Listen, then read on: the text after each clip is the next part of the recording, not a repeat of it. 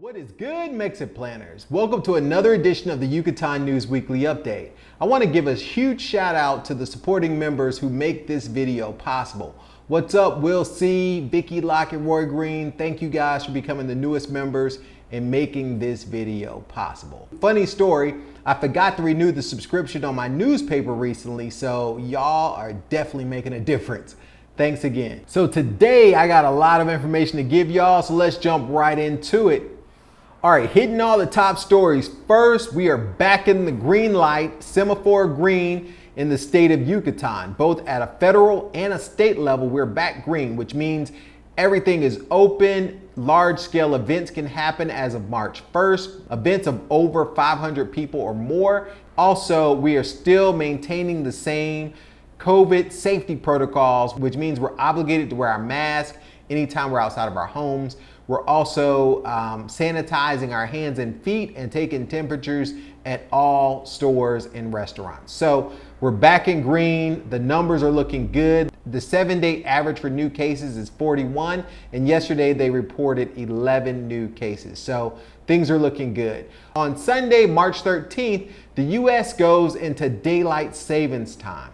Why is this important? Because the Yucatan or Merida does not change for at least 2 more weeks. So for 2 weeks, we're gonna be 2 hours behind Eastern time zone and 1 hour behind Central time zone because Merida does not change for at least 2 weeks after the US. So it's a tough time. Whenever I have one-on-one coaching sessions scheduled for 9 o'clock in Eastern time zone, that's actually 7 o'clock during this 2-week time frame, and it happens twice a year. The exchange rate is now over 21 to 1, 21 pesos to 1 US dollar. If you don't have the Wise app right now and rate alerts, do yourself a favor and click the link that I'm gonna leave below that shows you how to set up exchange rate alerts and give you the best Wise app. There will also be an affiliate code in that video. That affiliate code will help support the channel and save you money on your first transfer. So please consider downloading the Wise app, using that affiliate link, and setting up rate alerts so you know when the rate is great to transfer money and exchange dollars to pesos with the Wise app. Things are definitely heating up here in the Yucatan. Speaking of heating up, we've had some consistent days above 95 degrees for about the last week here in Merida. I think I hinted at this in our previous Yucatan News Weekly update, but winter's over. We are no longer in winter or what they would consider the Ella days of the season.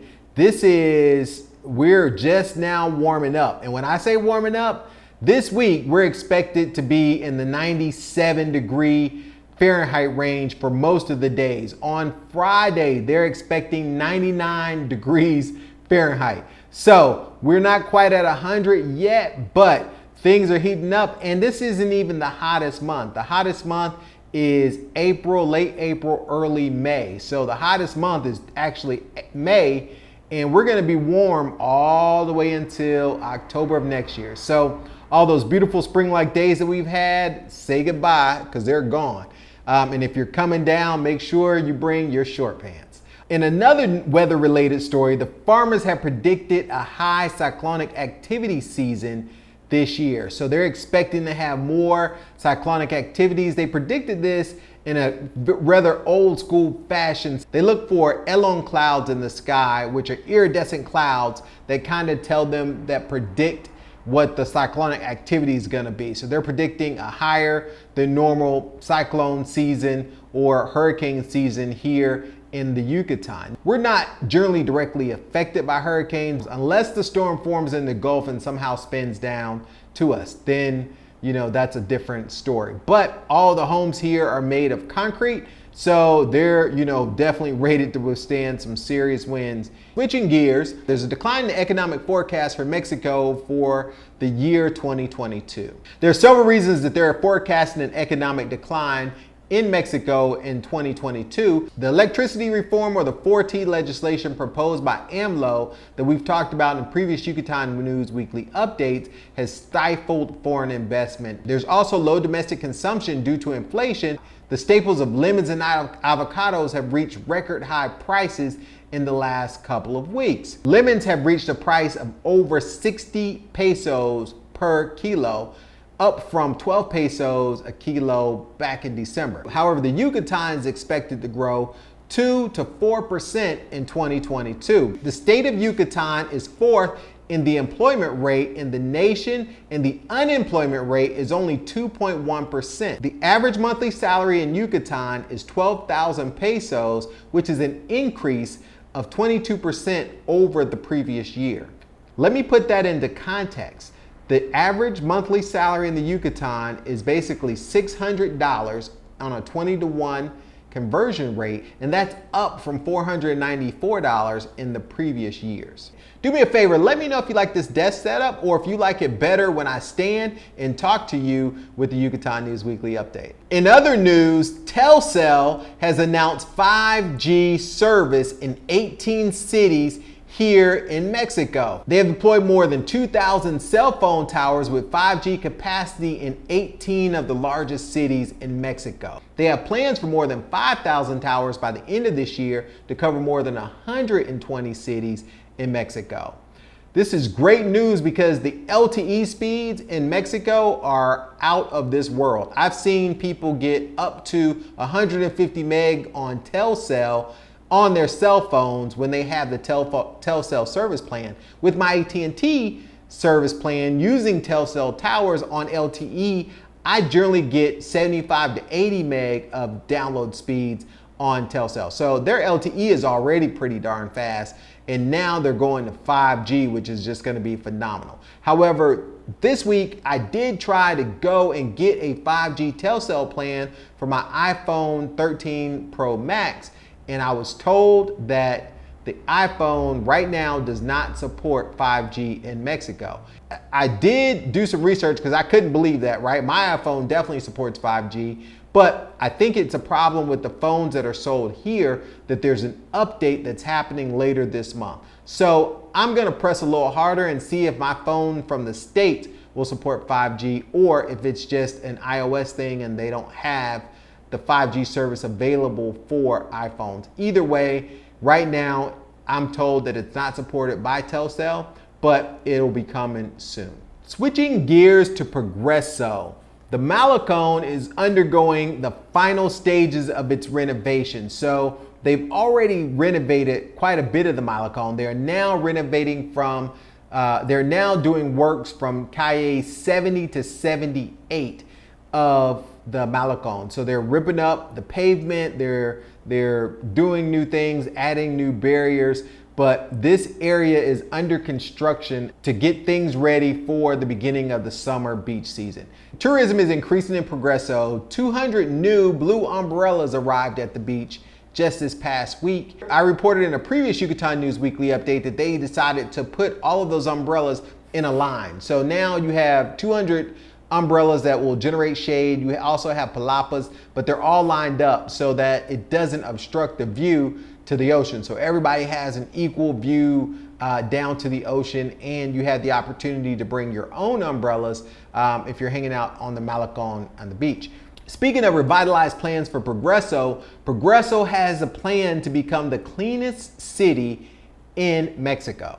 As a part of the Our City, Our Responsibility campaign that deployed the blue umbrellas and the uniforms for the table waiters, they also deployed garbage drums and other tools for cleaning up the streets in the areas around the Malecón. The goal is to achieve the Golden Broom status, which is given out every 2 years. Progreso is trying to transform into a world-class beach destination. Now, it makes complete sense to me. If you've been to the United States Gulf, you know that San Destin, and all of those areas, Panama City Beach, all of those areas with pristine white beaches and blue turquoise water are, you know, really, really well developed. Well, this side of the Gulf is not like that yet. And so they're now trying to transform and make this into a world-class destination for cruisers as well as the folks that live here. In other news, Chichen and Dzibilchatun will be closed on March 21st for the light and shadow phenomena that occurs with the planet's equinox, or the time of the year where the day and the night are both equal. There's 12 hours of each.